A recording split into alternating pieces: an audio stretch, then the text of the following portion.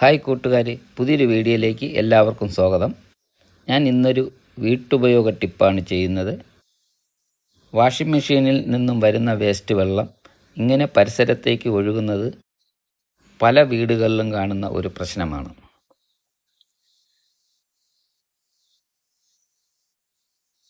ഞങ്ങളുടെ വീട്ടിലും അത് തന്നെയായിരുന്നു. അതിന് ചെയ്ത ഒരു പരിഹാരം വളരെ ലളിതം. ഒരു പൈപ്പ് കണക്ട് ചെയ്ത് വേസ്റ്റ് വെള്ളം നേരിട്ട് ഓടയിലേക്ക് എത്തിക്കുന്ന രീതിയിൽ ഞാൻ ക്രമീകരിച്ചു. പൈപ്പുകളൊന്നും ഞാൻ ഒട്ടിച്ച് ചേർത്തിട്ടില്ല. മറ്റൊരു സമയത്ത് നമുക്കിത് ഇളക്കി മാറ്റേണ്ടി വന്നാൽ ഇളക്കി മാറ്റാവുന്ന രീതിയിലാണ് ഞാൻ പൈപ്പുകൾ കണക്ട് ചെയ്തിട്ടുള്ളത്.